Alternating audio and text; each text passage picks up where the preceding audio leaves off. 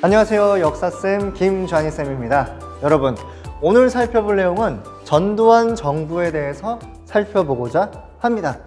전두환, 많이 들어봤던 이름이라고 여러분들 생각을 하는데 과연 어떠한 사람이었는지, 그리고 왜 이렇게 여러분들에게 좀 유명한 사람인지 한번 살펴보도록 하겠습니다.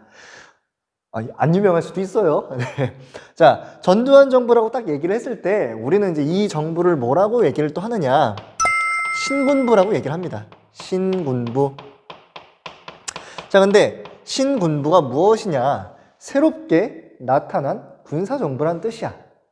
그럼 그 전에 있었던 군사정부가 있었다라는 건가? 있었잖아. 박정희 정부가 옛날 군부라고 하면은 새롭게 나타났다고 해서 우린 신군부라고 얘기를 합니다. 자, 그랬을 때 오늘 살펴볼 내용은 이 신군부의 출현, 그리고 이 신군부에 따라서 일어나는 사건들을 한번 살펴볼 거예요. 자, 오늘의 학습 목표, 신군부의 출현과 그리고 5.18 민주항쟁에 대한 역사적 의미를 살펴볼 수 있다. 이렇게 한번 살펴볼게요. 자, 두 가지야. 그래서 신군부랑 5.18 민주항쟁, 요거 두 개만 한번 잡고 가보자.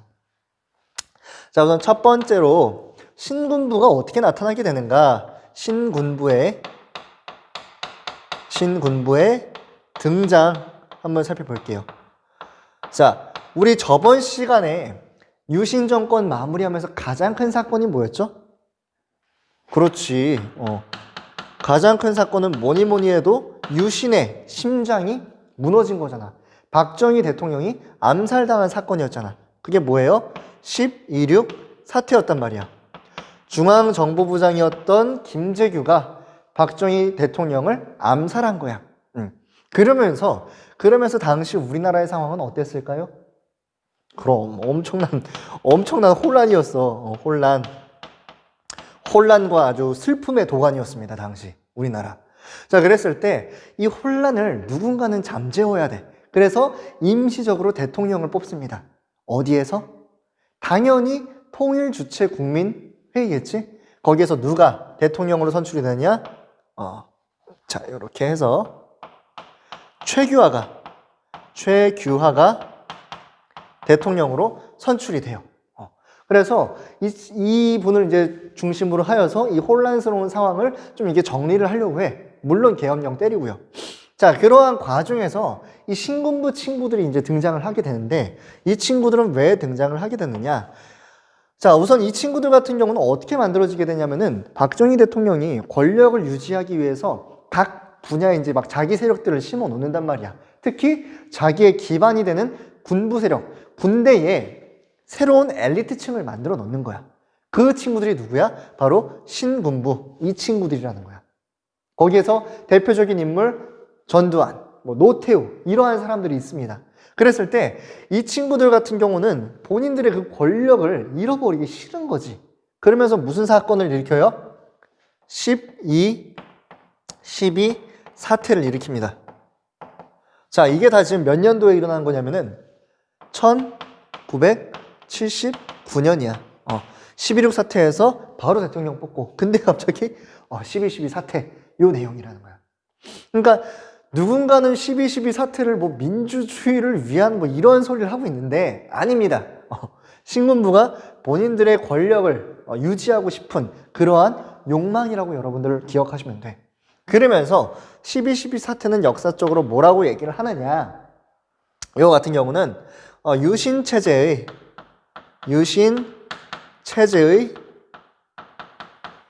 연장이다 라고 얘기를 해요.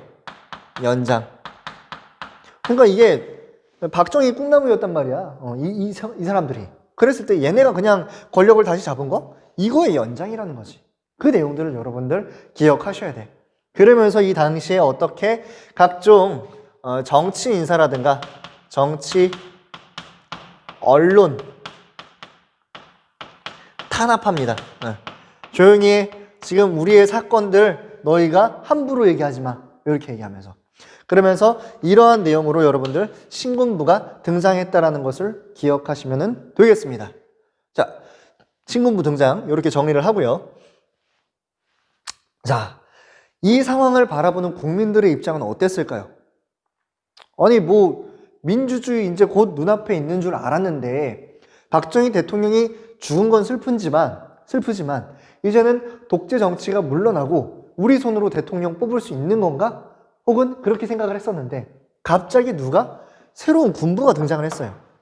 그렇기 때문에 여기에 대한 반운동이 나타나게 됩니다. 다른 얘기로 하면은 민주주의를 지키려는 수호, 운동, 활동 뭐 이렇게 얘기를 할 수도 있는데 사건들이 나와요. 자, 두 가지를 좀 살펴보도록 하겠습니다. 자, 우선 첫 번째로 뭐가 있는가? 첫 번째로는 서울의 봄. 서울의 봄을 한번 살펴보도록 하겠습니다. 자, 서울의 봄은 어떠한 내용인가? 자, 1980년이야. 자, 근데 이 뭐뭐의 봄, 이거는 사실 우리나라에서 처음 나온 게 아니라 외국에서 나왔어요. 동유럽에 여러분들 프라하라는 도시가 있거든? 되게 이뻐. 나중에 여러분들 코로나 끝나고 대학교 가든 대학교 안 가든 한번 가보세요. 정말 예쁩니다. 저는 못 가봤어요. 내가 못 가봤으니까 너희가 가.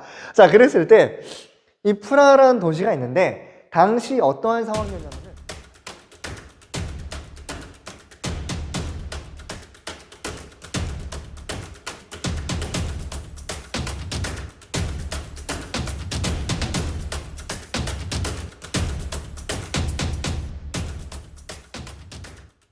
그게 어디에도 서울에도 민주주의가 오는구나 이 생각을 하면 되는 거야, 얘들아. 자, 그렇게 여러분들 서울의 봄을 기억하시면 돼. 자, 이때 추웠잖아. 79년 10월부터 12월까지 추웠잖아.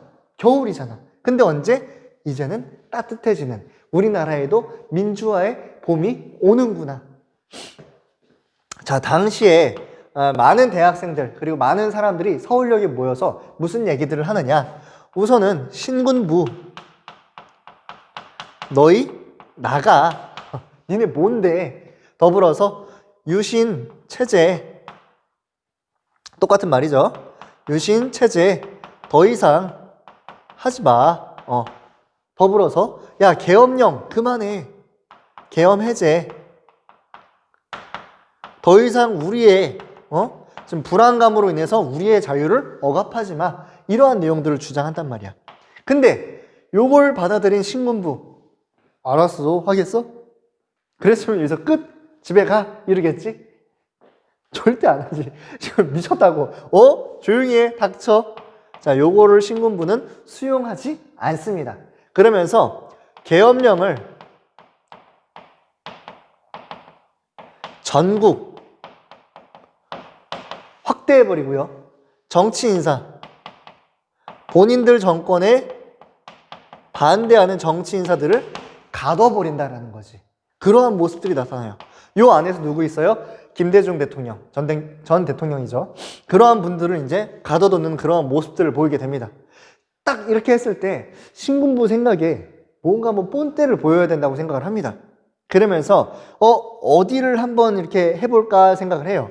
왜냐면 당시에 민주화를 바라는 운동이 전국적으로 일어나려고 하고 있었거든. 자, 그랬을 때 두 번째로 볼 사건이 뭐냐? 다 도시 이름이네요. 광주 민주화 항쟁을 살펴볼게. 항쟁. 우리 내용을 자세히 모르더라도 영화라든가 뭐 아니면 TV 매체에서 많이 들었죠? 광주 사태 뭐 이렇게. 다른 이름으로는 5.18 민주화 운동 이렇게 정리를 할게요. 자, 요 사태가 이제 일이 일어나게 되는데, 자, 광주 민주화 운동 같은 경우는 여러분들 두 개로 어떻게 전개가 되었는가, 그리고 마지막으로 어떠한 의미가 있는가, 요렇게 한번 살펴볼게. 우선 전개 과정.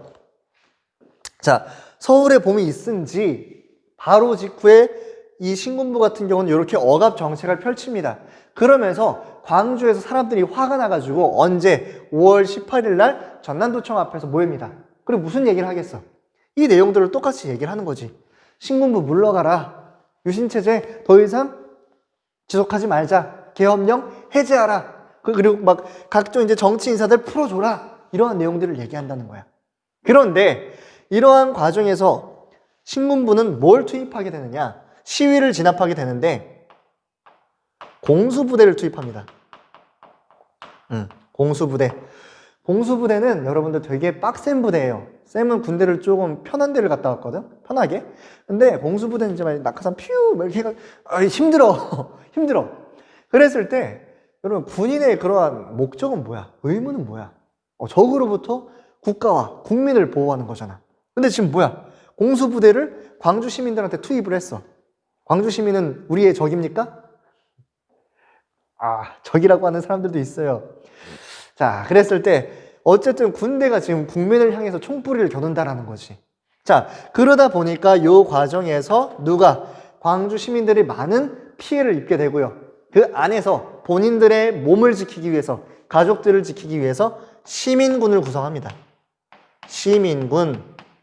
근데 여기서도 그런 얘기가 있어요. 그러니까 여러분들이 아직 어리기 때문에 뭐 정치적인 이슈라든가 여기에 대해서 좀 여러분들은 많은 얘기를 안 할 거야. 근데 어른들 같은 경우는 광주 이 민주항쟁을 가지고 되게 폄하하시는 분들이 있습니다. 특히 이제 시민군을 결성을 하게 되는데 광주 시민들이 여기에 막 북한군이 들어와가지고 광주 시민들을 선동을 해가지고 시민이 광주 반란을 일으켰다 뭐 이렇게 얘기를 하는 사람도 있는데 북한군이 수백 명이 들어오려면은 얘네가 지키고 있잖아 지금 북한은. 어떻게 들어오겠어. 들어와도 이건 누구 책임이야? 얘네 책임인 거지. 국가를 지켜야 되는데 지금 못 지킨 거잖아. 북한군 들어왔다는 건 되게 신빙성이 낮습니다. 자, 넘어가서요. 자, 시민군을 결성해가지고 국가 이제 이 계엄군과 이 신군부와 맞서 싸우는 그런 모습을 보이게 됩니다. 그러다가 광주 내부에서는 나름대로 이제 대책위원회를 만들어가지고 신군부랑 이렇게 협상을 하려고 해요. 왜냐면은 얘네가 뭐 군인들도 아니고 그냥 일반 시민들이 본인들의 몸을 지키기 위해서 이렇게 잠깐 이렇게 한 건데. 그런데 이걸 어떻게 하느냐? 당시 신군부 같은 경우는 헬기까지 띄워가지고 무력으로 부러졌네요. 무력으로 진압을 하게 되는 모습을 살필 수가 있습니다. 그러니까 어떻게 보면은 이게 참 이때 사람들이 많이 죽어요. 지금은 이제 광주 이 민주화 운동에 대해서 진상조사를 벌이고 있는데 사실 이 과정 내에서 많은 은폐 작업들이 있었기 때문에 지금까지도 그 내용을 알기가 어려운 상황이라는 거. 자, 요렇게까지 정리를 하고요. 요렇게까지 정리를 하고 자, 전개 과정은 이렇게 살펴봤습니다. 그러면은 어떠한 의미를 갖고 있는가 한번 살펴보면은 자, 쌤은 이렇게 정리를 할게. 국가 권력에 맞선 민중 운동이라는 거지. 자, 이건 무슨 말이에요? 우리 국가, 이 대한민국이라는 국가의 주인은 누구예요? 일단은 형식상으로, 명목상으로 국민이잖아. 국민이 국가의 모든 권력을 이양한 거잖아. 우리를 잘 좀 해줘 이러면서 이제 모든 국가의 권력은 국민으로부터 나온다고 하잖아요. 그랬을 때 그 권력을 잘못 사용하는 이들에게서 누가 국가의 주인인 국민들이 본인들의 행동에 나섰다는 거야. 물론 진압을 당했지만 국가의 주인은 누구다? 국민이라는 것을 여기서 보여줬다는 거예요. 그리고 이 사건 같은 경우, 이 광주 민주화 항쟁 같은 경우는 이후에 80년대 아시아의 다양한 민주화 운동들, 우리나라 말고요, 필리핀이라든가 이러한 국가들의 민주화 운동에 영향을 주게 되고요. 최근에는 또 홍콩도 이 운동에 영향을 받기도 합니다. 그리고 이러한 가치를 인정받아서 유네스코 세계 기록유산에 등재가 되기도 했다라는 거 기억하시면 되겠습니다. 자, 어쨌든 이렇게 두 파트로 한번 나눴네요. 신군부의 등장과 민주주의 수호 운동 이렇게 같이 비교해서 보시면 되겠습니다. 자, 다음에는 전두환 정부의 활동에 대해서 한번 살펴보도록 할게요. 자, 마지막으로 전두환 정부에 대해서 살펴보도록 하겠습니다. 그렇게 이제 광주 민주화 운동을 진압을 하고서 권력을 잡은 전두환 정부, 어떻게 국가를 이끌어 나갈 것인가? 자, 우선은 자, 3번이 아니죠? 다시.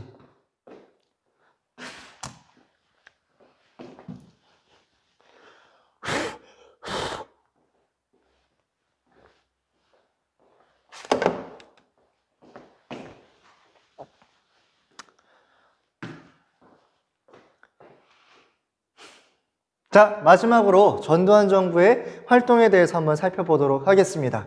자, 전두환 정부의 활동 한번 살펴보도록 할게요. 자, 그렇게 이제 권력을 잡았던 전두환 정부가 어떻게 구성이 되고 또 어떻게 국가를 통치해 나갔는가, 그 내용들을 한번 살펴보도록 할게요. 우선은 어떻게 구성을 하게 되었는가.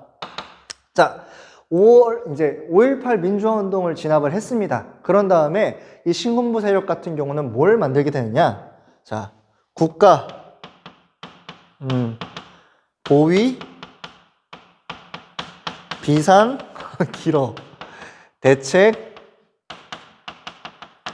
위원회, 겁나 길어. 자, 그래서 이제 국보위, 이렇게 이제 기억을 하시면 되는데, 여러분 이거 어디서 많이 봤죠? 이러한 모습. 예전에 박정희 정부 같은 경우도 국가재건 최고위원회 만들었잖아. 그러니까 신군부는 군부 약간 비슷하다는 거야. 둘이 생각하는 게. 자, 그리고요, 요걸 통해서 이제 권력을 잡으면서 이와 함께 본인들의 반대 세력들을 제거할 수 있는, 사회적으로 공포 분위기를 조정할 수 있는 뭘 만들게 되느냐? 삼청교육대를 만들게 됩니다. 선생님, 교육대학원이에요? 교육대예요? 교대예요? 아니야. 자, 여기 들어가면은 되게 육체적으로 그리고 이제 정신적으로 많은 공격을 많이 받습니다. 되게 가가지고 막 훈련받고 막 그런, 훈련이 아니라 고문이지 거의 그냥. 그러니까 당시에 전두환 정부에 대해서 반인사적인 사람들이라든가 사회적으로 무리를 일으키는 사람들, 명목상으로는 사회 질서를 잡겠다고 이렇게 만드는데 실질적으로는 많이 본인들의 이 반대 세력들을 무마시키기 위한 모습들이 많이 보이게 됩니다. 그리고 이 외에도 각종 이제 정치, 언론, 탄압합니다. 물론 자신들의 입맛에 안 맞는 사람들은. 자, 그리고요, 요렇게 이제 구성을 하게 되면서 이후에 또 뭐가 나오게 되느냐? 대통령이 되어야지. 단체, 여기서 이제 여러분들 좀 기억을 하셔야 돼. 시험에서 이제 키워드로 좀 구분을 하시니까 박정희 대통령이랑 전두환 대통령이랑 구분을 어떻게 지을 것인가. 우선 전두환은 대통령을 2번 하게 됩니다. 어디서? 자, 통일, 주체, 글씨가. 자, 주체, 국민, 회의에서 한번. 그리고요, 이게 되게 미끄러운 분필이거든요. 제가 변명을 하는 건 아닌데 되게 힘듭니다, 쓰기가. 자, 그리고 2번째로는 대통령, 선거, 인단을 통해서. 자, 뭐냐면은 통일주체 국민회의 같은 경우는 원래 있었던 거잖아. 여기에서 한번 대통령이 돼요. 1980년에. 그리고선 1년 뒤에 다시 대통령 선거를 합니다. 단체 이름을 바꿔가지고. 결국엔 간선제야. 근데 왜 바꾸냐면은 기존의 유신체제 아래에서는 계속해서 할 수 있는 거잖아. 그러기에는 본인이 너무 민망했다는 거지. 국민들이 자신을 보는 눈이 너무 매서웠다라는 거지. 그러면서 개헌을 진행하게 되고요. 대통령의 그러한 임기를 7년 단임으로 바꿔버립니다. 여기서 또 한 번 바뀌는 거야. 이 내용을 여러분들 기억을 하시면 되겠습니다. 그래서 전두환 대통령 같은 경우는 대통령을 2번 한다. 특히 어디서도 대통령 선거인단에서 뽑혀가지고 7년 단임으로 대통령을 하게 된다까지. 자, 이렇게 하나 보실 수가 있겠고요. 그래서 어떠한 활동을 하였는가? 활동. 활동. 자, 경제적인 부분도 있고요. 뭐 다양하게 있는데 일단은 제가 경제적인 부분은 뒷부분으로 빼고 정치 파트로 좀 이제 활동 내용만 좀 보도록 할게요. 우선은 유화 정책을 실시합니다. 유화 정책. 자, 유화 정책이 뭐냐면은 부드럽게 해준다는 거야.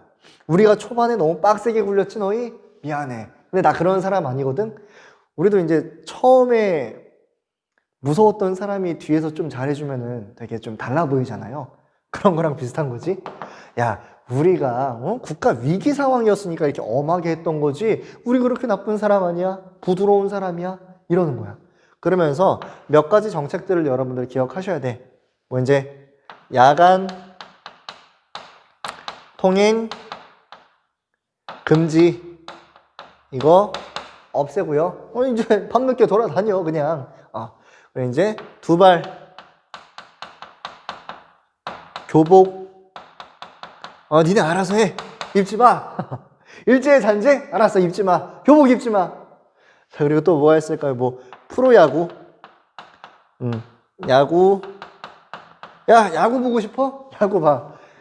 이러한 내용들이 있습니다. 요 키워드들이거든요. 키워드들 이상한데. 자, 어쨌든 이러한 내용들이 있다라는 거. 뭐 이제 컬러 TV라든가 컬러 TV 보급. 자, 이런 내용들은 결국에 뭐냐면은 국민들에게 뭔가 이제 느슨한 온건한 정책을 취해서 사람들이 관심을 다른 곳으로 갖게. 사실 뭐 3S라고 해서 이제 뭐 스크린, 섹스, 그리고 이제 스포츠 이렇게 있는데 이런 식으로 국민들이 다른 쪽으로 정치에 관심을 안 갖게 하려는 어떻게 보면은 고도의 정치술이죠. 이렇게 기억을 하시면 되고. 그러나 탄압은 있다. 탄압. 정말 중요한 but, 탄압 어떤 게 있는가? 전두환 정부 같은 경우는 애초에 처음부터 5.18 진상조사 요거에 굉장히 스트레스를 많이 받습니다. 그러나 당연히 이거 은폐하겠죠. 그리고 이미 국민들은 한번 민주화의 시야가 있어요. 그랬을 때 이러한 모습으로 현혹이 되지만 그럼에도 내가 무엇을 봐야 될지는 기억하고 있다라는 거야. 그러면서 민주주의적 요구를 주장하게 된다. 그리고 각종 사회 문제들, 각종 사회 문제가 있었다. 뭐 노동 문제가 사실 되게 크긴 하죠. 노동자들의 그러한 처우를 좀 개선을 해줘야 되는데 일만 시켜 먹는 거지. 자, 그러한 상황 속에서 이러한 요구들을 어떻게 들어주지 않는다라는 거. 이게 되게 큽니다. 그래서 유화 정책도 있지만 나름대로 본인들의 권력이라든가 또 본인들의 그러한 시스템적으로 문제가 된다라고 생각하면은 가차없이 탄압하는 그러한 모습까지 살필 수가 있습니다. 자, 요렇게까지 전두환 정부의 구성이라든가 그리고 활동, 특히 이제 유화 정책과 탄압되는 내용들 두 가지를 좀 살펴봤는데요. 여러분들 오늘 내용 같은 경우는 세 파트로 구분이 됩니다.